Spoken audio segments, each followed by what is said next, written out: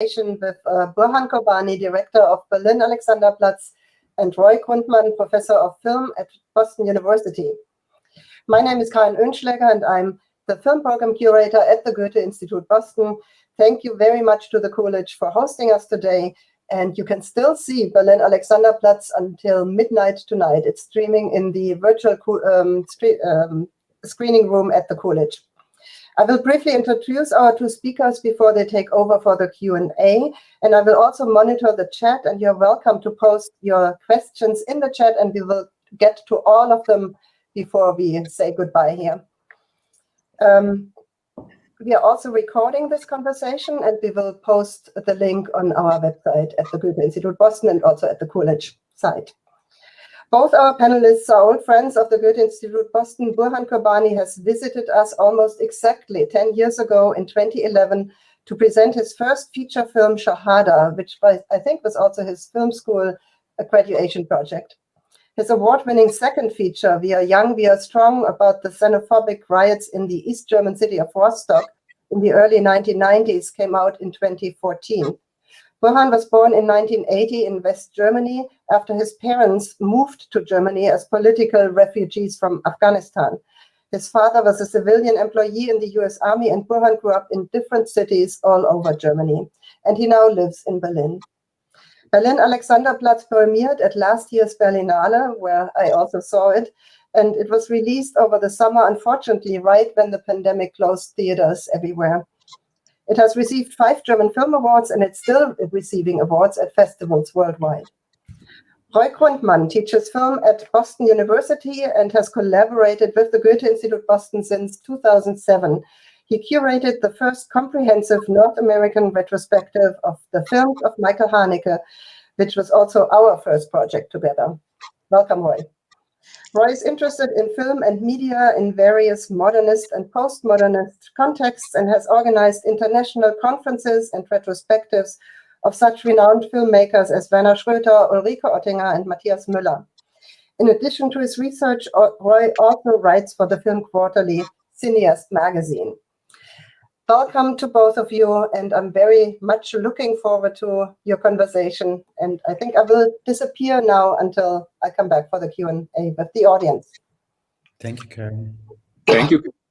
So I guess I'm going to start. First of all, I also want to thank you, Burhan, for participating in today's event and for introducing your film to our audience here in Boston and possibly elsewhere. We don't know exactly who's tuned in here. And I also want to first congratulate you on this film, which I found so very impressive. In many ways, a tour de force, really, in terms of its amazing visuals, the powerful emotions that it deals with on screen and also invokes in the viewer, at least invoked in me, and the incredible cast that you were able to assemble here. And I'm sure there are going to be many interesting questions from the audience in a while. So I just wanted to lead into this discussion with a couple of basic questions. The first one I have is that, of course, this is a film about global migrants. And there are many stories today about migrants coming from Africa, from the Middle East and other places to Europe and to Germany. And there's a lot of media already that has reported on these struggles. So in other words, there are many ways to tell a migrant story. Why did you decide to do this through a new adaptation of a 1920s German novel? I mean, first, thank you for having me, and it's a pleasure to be with you, and thank you for your kind words. I wish so much that I could have been with you in person. Because it's always amazing to be in the US, amazing, interesting, challenging in so many ways. To answer your question, I think that we never intended to actually adapt a novel like Berlin Alexanderplatz. It's such a heavy weight to lift as a filmmaker, such a challenge, especially because of Rainer Werner Fassbinder's series that is basically part of the European film pantheon, you know. I started or let's start a bit earlier. Like I grew up with the novel. It is part of my personal academic DNA. I went through it to high school. I fought my way through it. I hated the novel when I was a child or when I was a teenager, and it only grew on me very, very much later. And I'm in the same situation, by the way. Exactly the same story. The novel can be a bitch, and it is something that I only started to appreciate when I got a bit older, maybe a bit more mature, when I moved to Berlin and I saw the places that Dublin describes so wonderfully, so brilliantly. But I think when you're 16, 17, you think about everything else but about the beauty of literature. And when I came to Berlin, I moved close to a park called Hasenheide, which is a very bourgeois park. You have like especially or like mostly white people going there, young parents, people who go there to go to the playgrounds, to the open air cinema, to the mini golf station, to there's even like a petting zoo. But all around there, you've got this community of mostly Black drug dealers. And I actually wanted to tell a story about these drug dealers because my impression always was that people who come to that park, they see the community of these dealers, and they have this disgusting like equal sign in their head: Black equals criminal, Black equals drug dealer. And I just wanted to give one of these guys a voice, a face, a story, a narrative. And on the other hand, I thought that, but if I do that, like if I don't have like an interesting narrative hook, that this kind of movie will be, if it's even going to be if it's even going to be shot, it will be ignored. And so I thought, so what can I do so that you cannot ignore it, that people like you, Roy, or like people who come from my bubble or who are interested in culture cannot ignore it. And I don't know how this weird creative black box in our heads work, but at a certain point, it struck me, or the question struck me, why not Berlin Alexanderplatz? And the more I thought about it, the more parallels I saw between the character of the novel and these guys who are working in this park. You have people who come, like the main character from the novel, Franz Lieberkopf. He lives on the edge of society. He's part of a criminal subculture.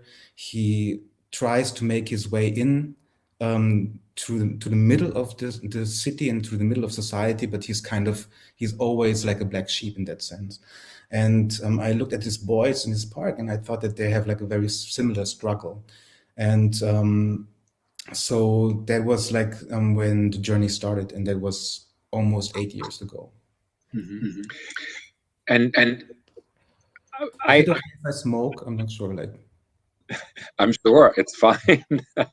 We don't share the same space, and even if we did, it wouldn't bother me. So, I guess the other thing that I'm really fascinated with is, as you said, because the novel is such a beast, and I also had to read it in high school, and I also struggled with it during my high school exams, my final exams. So I thought it was really interesting. I definitely can relate to that. And so you go into this film project, and you have this great idea of turning Franz Bieberkopf into an African migrant worker. How did you approach this? This idea that on the one hand, you have opted to do this novel, and so there has to be a certain way of staying faithful to parts of it. And how did you balance that with then also inserting the elements that really interested you about migrant workers? Was that hard to find that balance? I think that was the struggle that kept us working on the script for over 3 years, because you have this book which is so rich and which is so important for German literature, and Fassbinder took 14 hours to put it into moving pictures. And we decided very early in the process that we will not make a series and that we will have 2 or 3 hours to make the movie. And so that meant that we would have to cut away from a lot from this book, and still stay faithful to the book and not only use the name or the title or the label of the book, but also, you know, have the content of the book. So that was the one thing. And the other thing is, of course, because I wanted to tell a story about this community, about a current situation, and something that is also important for me, to be like being a stranger in a strange land.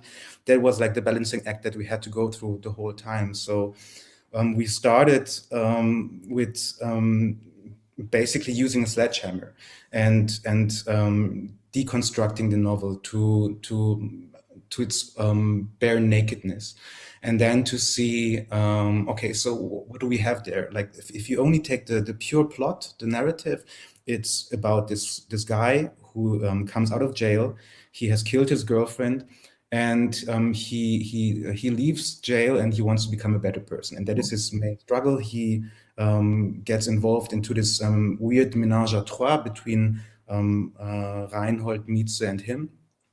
And this is the core from where we start. And then there's some the basic narrative idea for me, maybe also connected to my background, was like, this is the story of somebody who, because he became a refugee, he lost something. What did he lose? He lost what I think is dignity. He lost his language. He lost his self-confidence. He's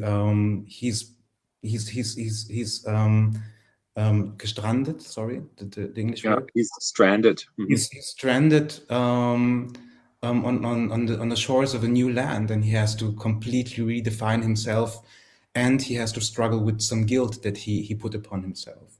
Yeah. So that was our starting point, and wonderfully enough, the novel gave us so much that we could use, and that was that we could take and put into the movie, into the script again. So I'm not sure. Am I talking too much? No, that's great. Actually, I was thinking along the same lines, because in preparation for actually watching the film and this event today, I went back to at least to a summary of the novel, and also the Fassbinder, which I've seen a couple of times, but there's so much in it that it's always hard to remember everything. But one thing that also occurred to me was that, of course, as you said, you had to kind of narrow things down to make it reasonable as an adaptation. I did read in another interview that you talked about the rough cut having come in at about 5 hours for the film, and then gradually 5 hours. You would still enjoy it. It's there's actually no, like, there is some fat, but actually you would still enjoy it, or I did when I would love to see a longer version. Maybe on a DVD we can have a director's cut or something that's even longer.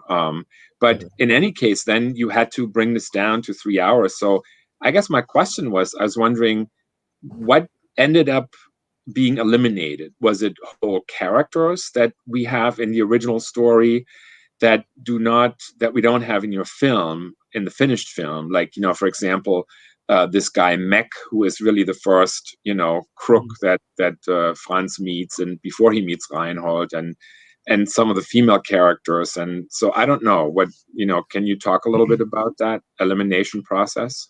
Okay. I mean, the thing is that there were different stages. First, you have the script writing process, then you have the filming process, and then you have the editing process. And in each process, you cut off some of the fat.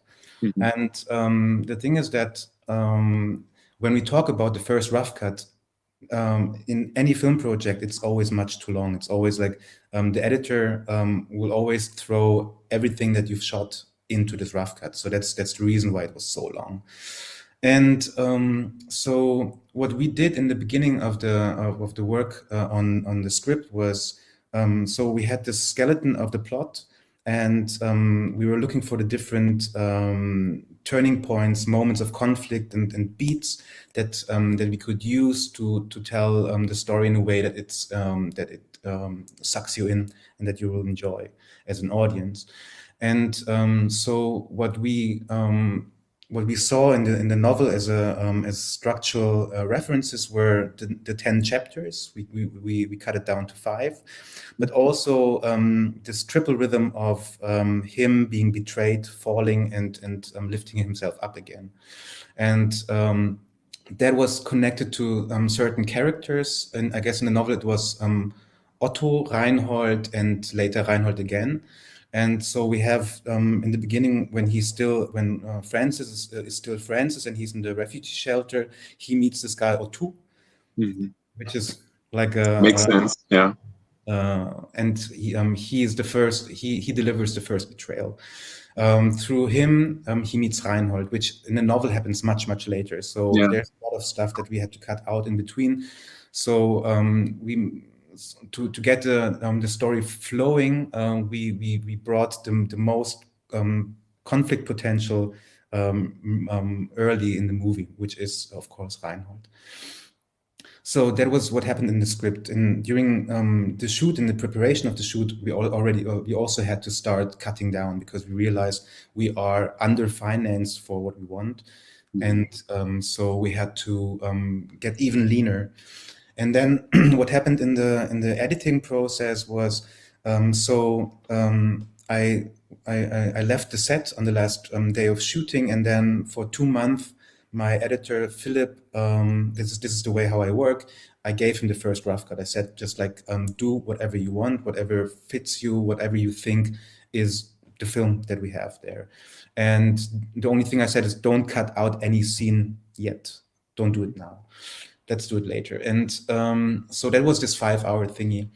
And then we realized, okay, we cannot, this is, of course, we cannot deliver a 5-hour movie for our producers, but I also didn't want to cut out anything. It was really hard for me to cut any scene. So what Philip came up with was his own way of compressing and compressing by montage, like by editing scenes together and by playing with time and space. And if you remember in the novel, this is a very Dublin thing. He loves to play with time and space. He makes collages and montages of different moments and scenes. And funny enough, the script was written in a very straight, filmic, cinematic way. And I think the movie turned out to be much closer to an epic novel than to a film in that sense, because of this process of compressing and putting stuff together.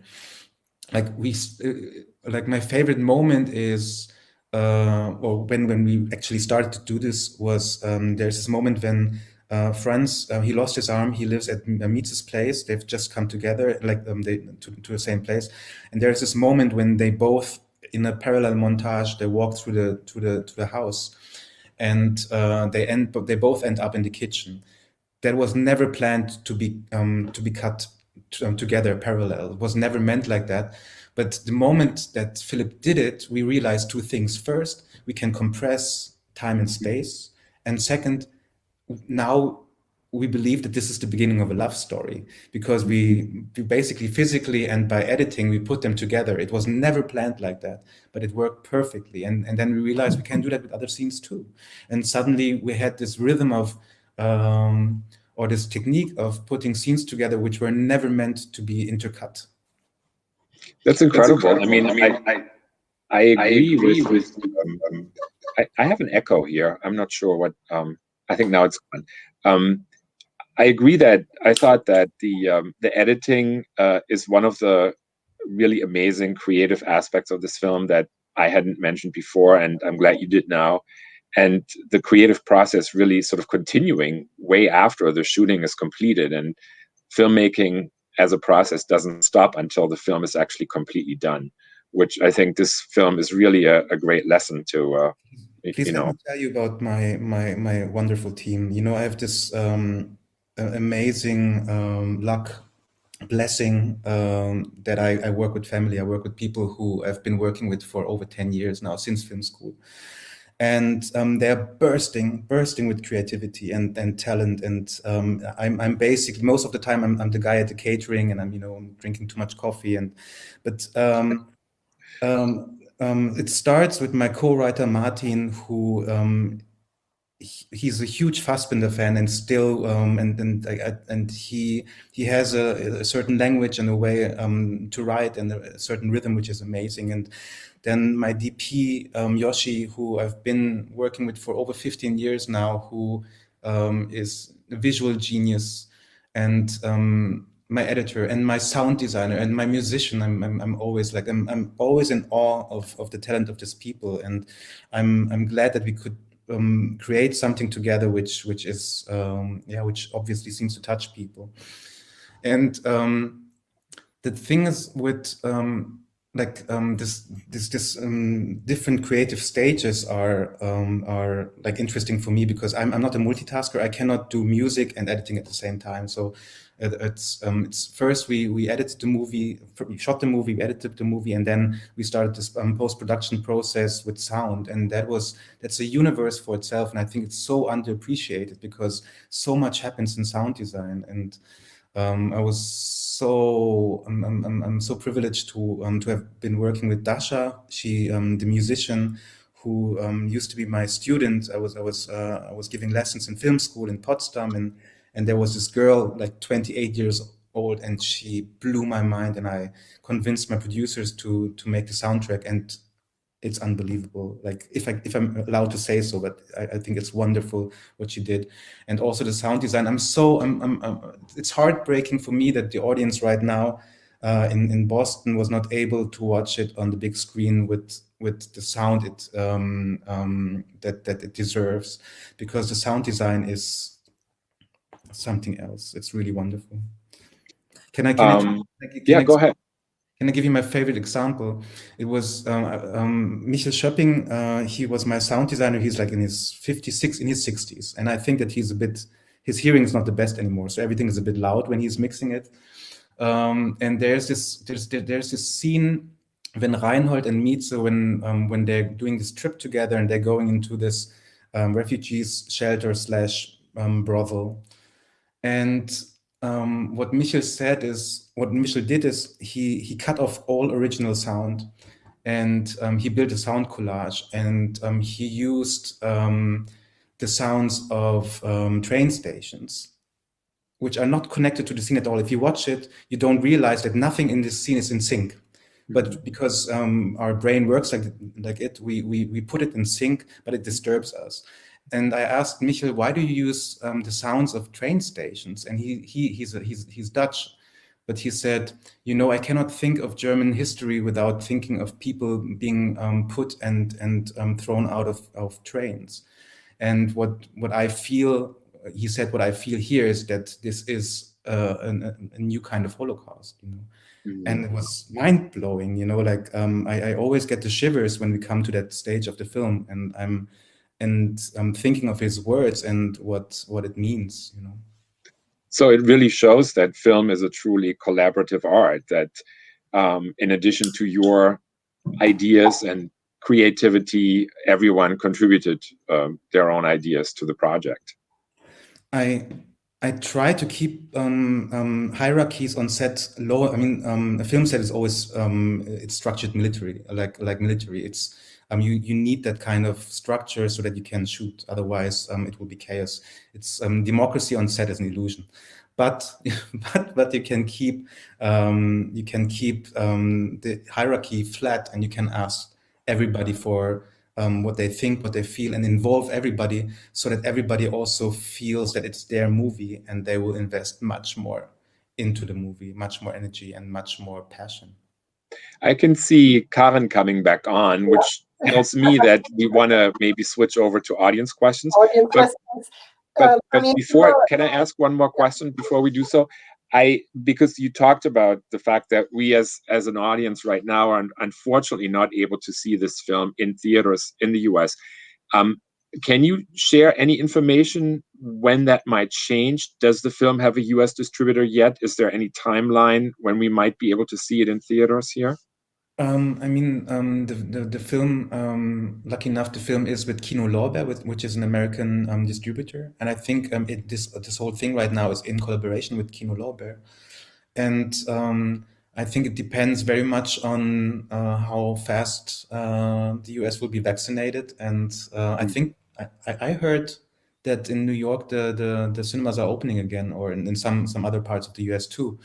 And but of course, I completely understand that in this time and age, not so many people want to be 3 hours in the movie cinema. You know, I for the summer, there's drive-ins, you know, and I think we did that last year, that people showed films as in a drive-in outdoors, you know, drive-in theater.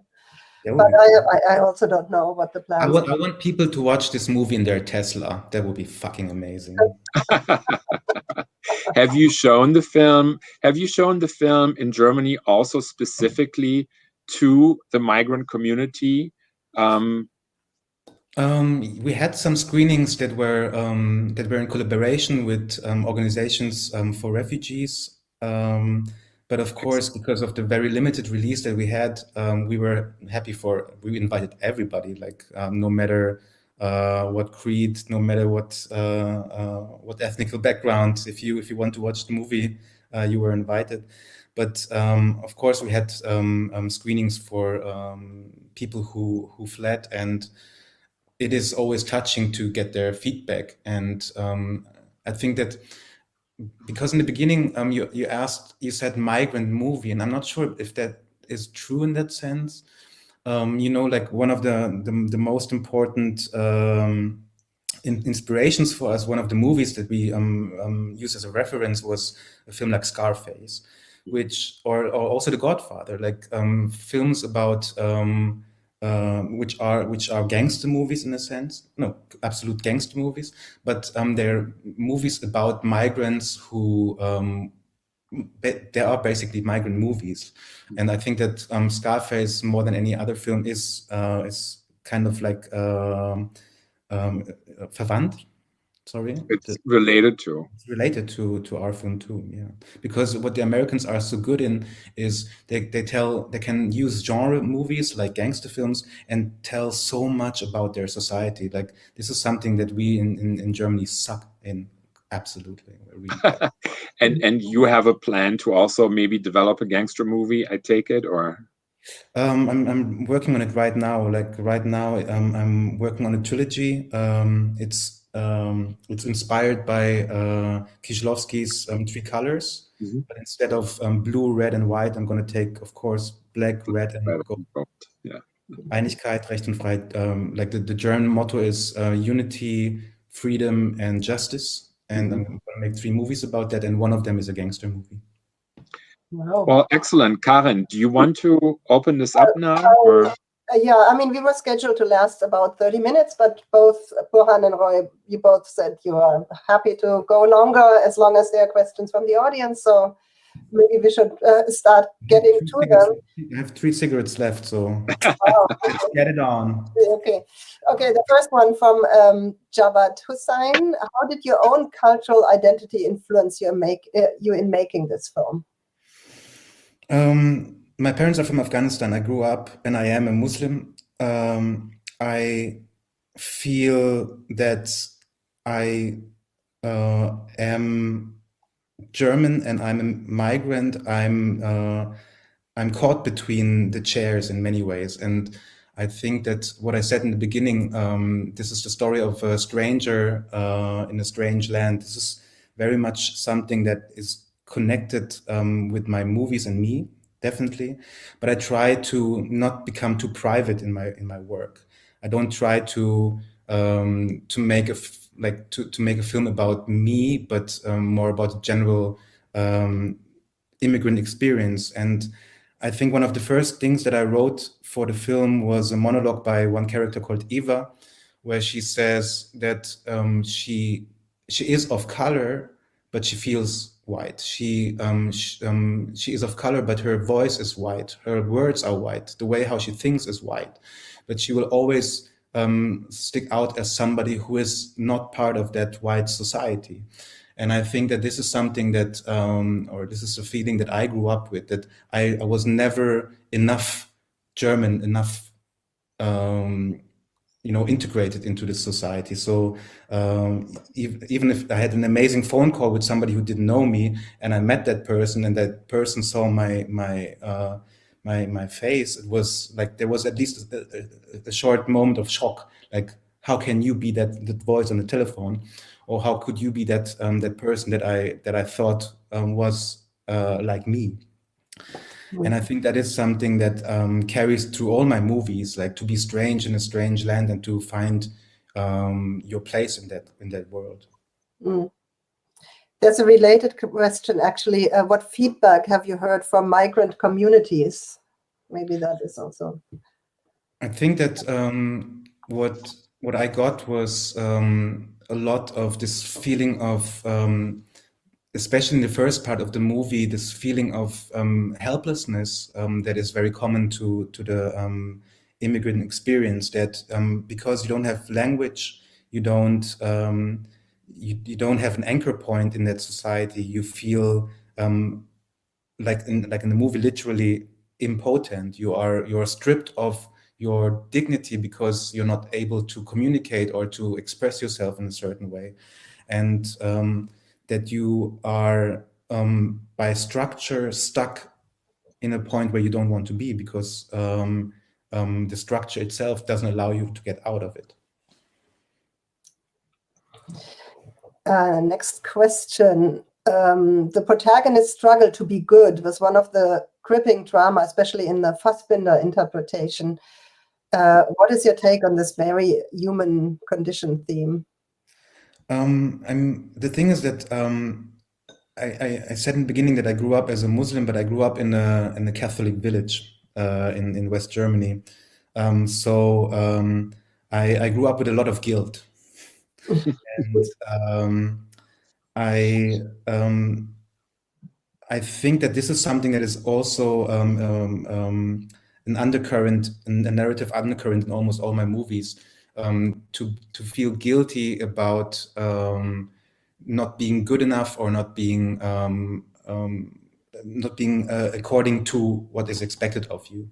And in the movie, for me, it's more like it's kind of empty or hollow promise, because Reinhold brilliantly tells him, you want to be good in a world which is evil. So that is a bug in your system. You think that you can be good, but this world will not allow it to you. That, coming back to structural racism or structural opportunities, or the lack of opportunities. And so he starts with a promise, but I think that for me, he wants to be good because he put a lot of guilt on himself in the beginning of the film. So we know, having watched the film, spoiler alert for all who haven't watched the film, that he took a life to survive himself in the beginning of the film. And it's we open this during the film. It becomes clear, and so he comes into the film with a lot of guilt, and he looks for somebody to punish him, and he finds the perfect person to do that, and that's Reinhold. And Reinhold punishes him to the degree that he loses his arm, he loses the love of his life, and then he loses his freedom. And that's the moment where he can say, stop, I suffered enough. Maybe I'm good enough. Right. There's a related question to concerning the beginning, the start of the film. Were you bothered by the parallel that viewers might draw between prison and Africa because of the way you chose to start the film? In the beginning, when we were working on the film, a friend of mine, a dramaturg, told me, the moment you're telling the story with a black protagonist and a white antagonist, you're telling a post-colonial story. So I think that what this film is much more than a metaphor for refugees, as a metaphor for post-colonial structures. And there is everything is representing something. In this case, I wouldn't represent Africa as a prison. It's more something. I think that because we start in the water, we don't start in Africa, and I think that the water is much more the moment of, or symbolic for the moment of guilt or of destruction of life, and then he has to start a new life. But it's interesting because I never heard that comparison. I have to think about it because I actually never thought about it like that. Why I chose to start in the water and why I chose to start in the red water is a very, very weird question I once got from a friend of mine. We had a long train ride, and this friend of mine said, I was thinking, if every person has 6 liters of blood, and every year so and so many people are drowning in the Mediterranean Sea, how long will it take till the sea turns red? And that was something that was, I don't know why, maybe we're drunk, I don't know, but he asked this question and it stuck with me. And and that's maybe the reason why my movie starts in the red. So it's less about Africa or the past of Francis being a prison, but it's more like this place where we kill people. But at the end of your film, when Francis released from prison, that is, I thought, visually very similar to the beginning of the Fassbinder series when Francis released from prison. Is that intentional, or? Yeah, like we wanted to close the film basically where the novel starts. Okay. And I can reveal it now. Or I mean, I'm sure I talked about this before. We edited for 8 months, but until the last day of editing, we had 2 endings. We had one ending that you can see now in the movie, and I admit it's weaker and it's not as elegant as the other one that we had. So the alternative ending that we had is Francis comes out of jail, as you've seen it, and the monologue starts. Mita says this is the end of the story. And then he hears the sound of water, he gets in panic, the daughter doesn't appear, Eva doesn't appear, and we cut out of the movie, hard. Mm-hmm. And it is better, and it is stronger, and it is more elegant. But at that time in Germany, right-wing political forces were getting stronger and stronger. There still are. The hate against immigrants and refugees got stronger, and my editing, one of my editors said, this ending that we have with the daughter and with this new beginning, this positive ending, it's such a middle finger towards these right forces. So and for me, the decision was, okay, then we can do something smart, which would be the better ending, or we can do something right. And I choose to do something right. So we have a comment and a question from Dan Humphrey. Franz, in both the novel and Fassbinder's film, is much more violent than in your film. He beats his girlfriend to death, then when he gets out of jail, rapes her sister, etc. In many ways, your adaptation is surprisingly faithful to Dublin, but a lot of this roughness has been removed. Can you discuss your thought process in this regard? I think that we had to make some compromises to because the novel has a lot of time for us to get close to the main character, and it takes, I don't know, in some versions it's 400 pages, in some it's 500 pages, but we only had like a much more limited amount of time, and so we chose to for the sake of empathy and for the sake of the audience to really get into the character, to take out some stuff which was too hardcore. And I mean, it's really hard to in 2.5 or even 3 hours to excuse a character who starts to rape somebody just to get the hard on, you know. So also what you have to realize is that Dublin, he completely refused to psychologize his characters. It was part of his theory of the epic novel. He didn't want to give characters like a smooth or a realistic psychology. And film doesn't work like that, or at least in the year 2021, it doesn't work like that. You need to give characters like a realistic underfodder and to give them flesh and bones and to psychologize them to a certain degree. And I thought that it would be extremely hurtful for the character, and we wouldn't have time to redeem the character after this kind of deed. But it's one thing. Rapists are not the most popular characters in cinema, I realized.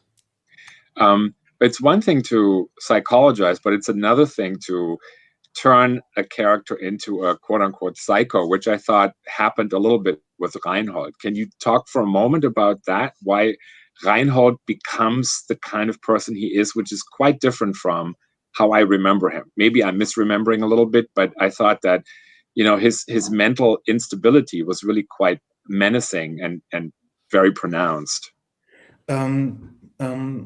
Roy, I have to I think that the character in the novel is almost as psychotic. I mean, he's a like a hypersexual person between an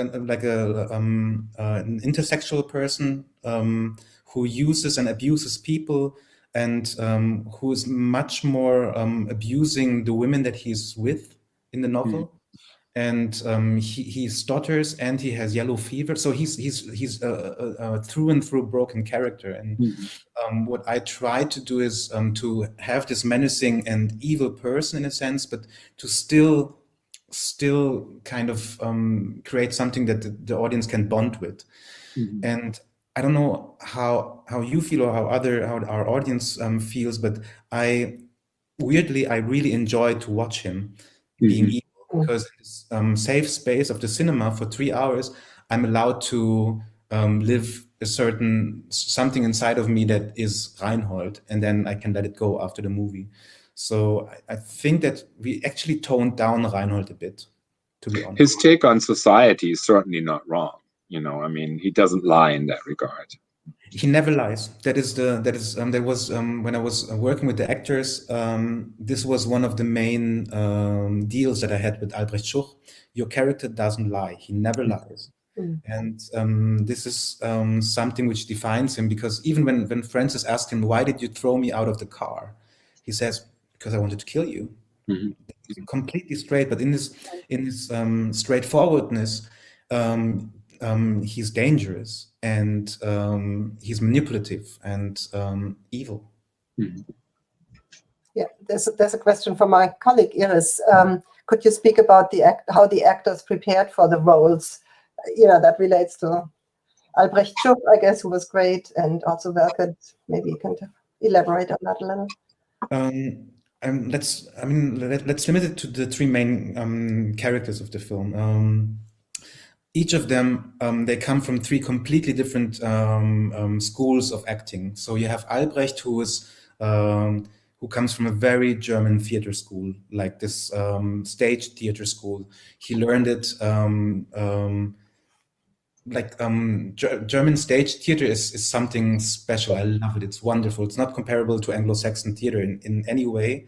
It's much more expressive, and it can get crazy to a certain degree. But his preparation was to go completely into the novel and to rebuild his character from what we cut out of the novel. So many original quotes of the novel which are in the movie are there because he fought to get them back in. And he works with his physical appearance a lot. Albrecht, for a very long time, was not sure if he would play the role. I think even like 3 weeks before the shoot, he didn't commit to do it. And only then, when we had a rehearsal, he just came from another shoot. He was completely exhausted, and he was like this all the time. He was like tired, and he spoke in this very high-pitched voice, and we told him that is the role. That is something, because he was afraid to take the role because he was afraid that he couldn't get rid of it.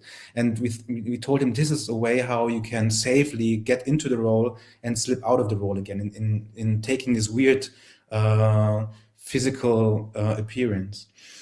Yella, she grew up in film. She never went to film school to acting school, but she basically was acting since she was a child, and so she learned her trade on set, and that's and for her preparation we took the novel as a source, but only as a beginning, and then we took a lot of aspects of her own life and how she feels about the character, and we did a lot of research with sex workers, and like we had interviews with sex workers. We met them and tried to get as much information as possible. And Velket, he is also a stage performer, and he also has a classical education as a stage performer, but he comes from physical theater, much more dance and performance, and he has his approach was also completely different. So his preparation was, we invented a backstory, which had nothing to do with his life, but was much more dramatic. So, each of these actors, they had their own approach towards the characters, and it was my job on set to try to find, the sweet spot where each of them has their own rhythmical peak, where they all just like work well. Yeah, I thought they were amazing. I mean, they are terrific. Terrific, yeah. One final question, maybe, unless Roy has more. There's one again about the migration. The real division between those living in the cultural capitals and those who never have. These cultural capitals are packed with multicultural people, immigrants or not. Can you discuss this? Multicultural people in capitals. Can you repeat the question? The real division is between those living in the cultural capitals and those who never have. These cultural capitals are packed with multicultural people, immigrants or not. Can you discuss that? I mean, if you're from Berlin, like, I think that one of the most famous sentences that you will say is Berlin is not in Germany, and or Berlin is not Germany. And I think that's the same with many other big cities or cultural hubs and centers. I'm sure that it's the same in the US. And of course, if you would go to the Bible Belt, to the Midwest, to fly over country, you would have different stories, experiences. The same as in Germany, that we have like 5 major cities in which cultural life takes place, and the rest of Germany is different, of course. I mean, I as a filmmaker, as a storyteller, I'm limited to the experiences I did or I had, but I think, or I wonder how an audience which doesn't come from one of these cultural hubs reacts, because what we do or what we try as storytellers, filmmakers, cultural content creators, we try to create something that works universal. Erich Fromm once said the goal of the artist should be to touch a common subconscious, and so if you look at our film, it plays in a Berlin which is weird. We created our own Berlin. It's more shiny, more glossy. It's an own universe that we built, but in which characters meet with, which have like very normal problems. They love, they have guilt, they try to redeem themselves, and they experience pain. And I just hope that that the pain that they feel is something that translates to everybody, and that it might bring people who are not of color or who are not from the migrant community will realize that they share a kinship with these characters that they didn't thought that they had. It's interesting because you mentioned Berlin. Berlin in the novel and in the film is a character by itself, really. Yeah, right. The city is really, it's like a character. I mean, I love my city. I cannot. I love this place for all it is and for all the places where it fails. And it is very tragic to see it right now because it lays bare and naked and vulnerable. You know, like we are a party city, we are a gay city, we are a city of many cultures constantly mixing. And I think that in the last year it was a very painful isolation, not only social isolation but also cultural isolation. And it pains because until last year it was, I think, one of the most interesting places I've been to. I see that I kind of skipped over a question by Jill Smith, so I'll ask that again. How did you struggle with the misogynistic aspects of the novel, particularly as you shaped the character of Mieze? I think that I hope that I managed, or we as a team managed to give her agency. I think that in the novel, Mieze, I think she's even underage, and she's not the smartest or not the sharpest pen drawer, and she has a lovable naivety, but of course that doesn't really work in the year 2021. And I think that the only the leading idea was agency, to give her an agency that she doesn't have in the novel. So whatever she does, she keeps deciding, and she has the strength of character to go her way. And I hope that it worked. I think that for some people it doesn't, but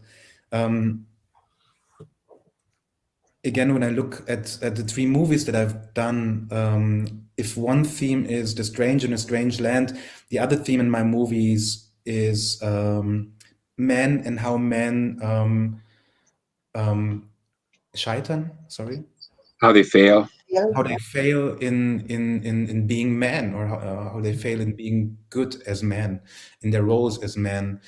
And this toxicity between Franz and Reinhold, I think that is what I, as a cis man, can relate to most, and what I can what I try to express, or what I find myself expressing all of the time, like that there's a certain violence in male relationships, and my films they express it.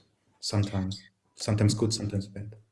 But it's interesting to me, since you're saying all this now, how you also at the same time try to infuse the story with these really very progressive and intriguing elements, like, you know, making Eva's partner a transgender person.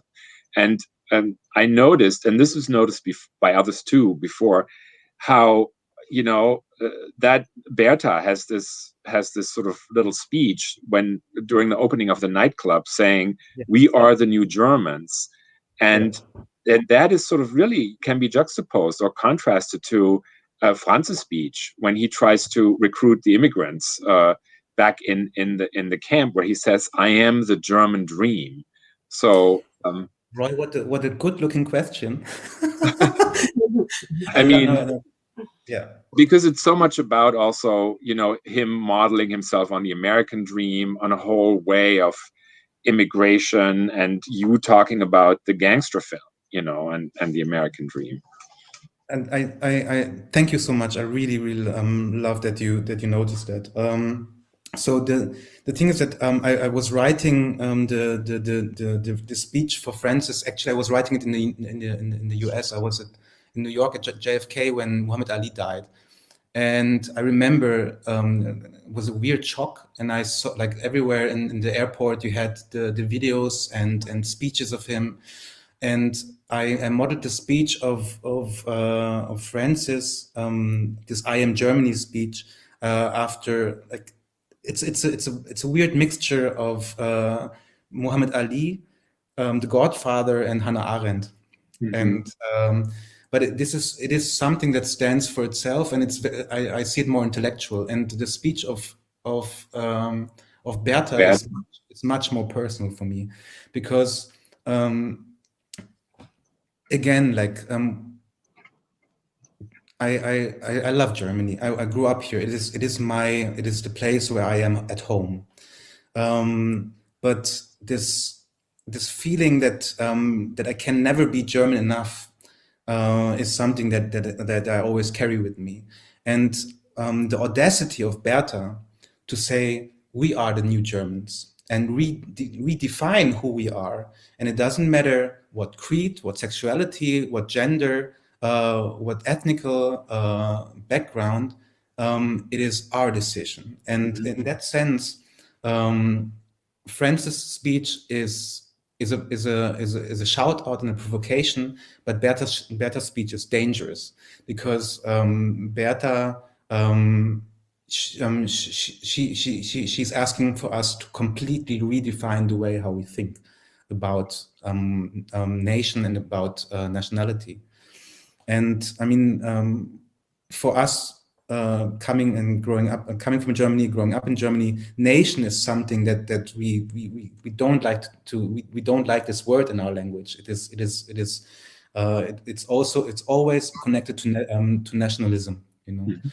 And her audacity, Bertha's audacity, to dare to say we are the new Germans, we build ourselves. That is what I love about that character, and not only brilliantly acted by this 19-year-old boy, but also yeah. But what I want to say is like I had this discussion, and I think I have to throw it out there as often as I can. I mean, no, I'm not going to go there. No.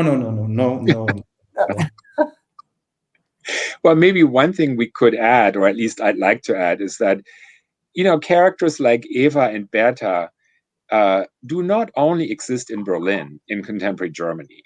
Just like in the US, not all diversity happens in the big cities. There's amazing diversity, racial, sexual, gender diversity, also in the provinces. It's harder for these people oftentimes, but I think we should acknowledge that as well.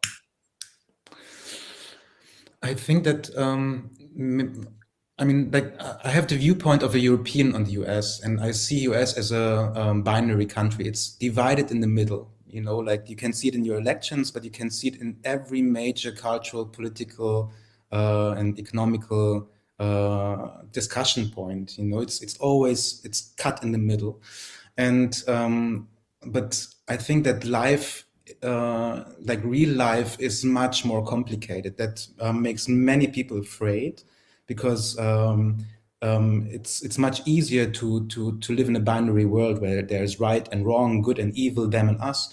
But it's much more difficult to navigate a world where that is gray and gray and gray, and where you can go to the countryside and go to a club and pick up, like as a man, pick up a man, or find transgender community, or to find a Muslim community, for example, or a Jewish community. And but I think we are lured into a mindset that is binary, and I think that is something, like looking at the US from the outside, that is painful for their experiment, to build a more perfect union. How can you build a more perfect union if you only see two sides?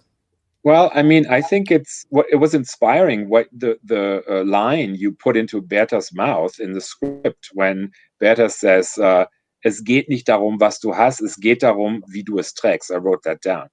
It doesn't matter what you have; it matters what you wear. That would be my question: how to translate the word tragen here? I don't remember what the subtitles say. I mean, I would translate it as how you wear it. How you It's not what you have. It's how you carry it. How you Yeah, carry well, it. that was my question. Is it carry or wear? Because wear refers to clothes, which of course is an important aspect. But I think that's the beauty about that word in German, that it can have it has more both, than one thing. And it's yeah. But I think that the translation, the subtitles of the film are okay. There's only one point where we completely failed because it's a small, beautiful moment, but it doesn't translate into English. It happens twice. When Franz is baptized, there's a moment where a girl says, she says, what's your name? And he says, Francis. And she says, Francis, nobody's called Francis. But in German, it says, kein Mensch heißt Francis. So no human being is Francis. And then he says, you say I'm not a human being. And we just couldn't translate it into proper English. And it loses so much in translation. And then later, when Reinhold and Franz, they have a confrontation, and Reinhold, he repeats the word du bist ein Mensch, or I made you a human, or something like that, and we couldn't translate it, but there's something in the undercurrent of that dialogue, which we couldn't, bring to the English language. But one thing that's good about the subtitles, at least they're very clearly legible, which is far from the norm with contemporary cinema. So I was greatly relieved to have that. The thing is, I'm not a strong reader, and when we do the subtitles, I because I'm so slow, we try to we put them on in my rhythm, which is of somebody who's not a good reader. So I hope we can go back and see the film on the big screen.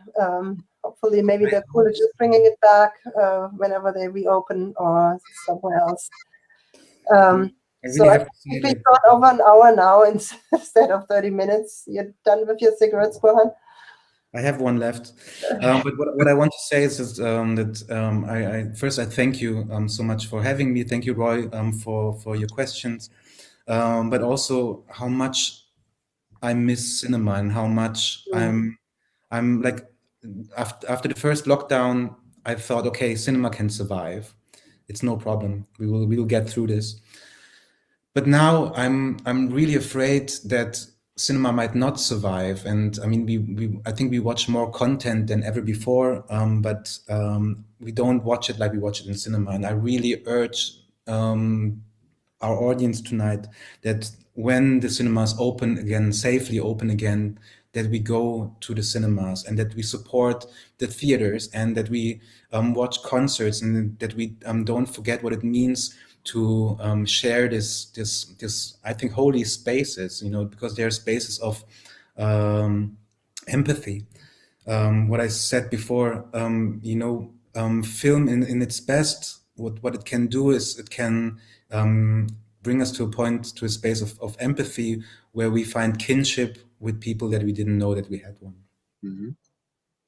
Right. That community in the theater is just, you can't replace it on sitting in your home, alone on the screen. It's just so different.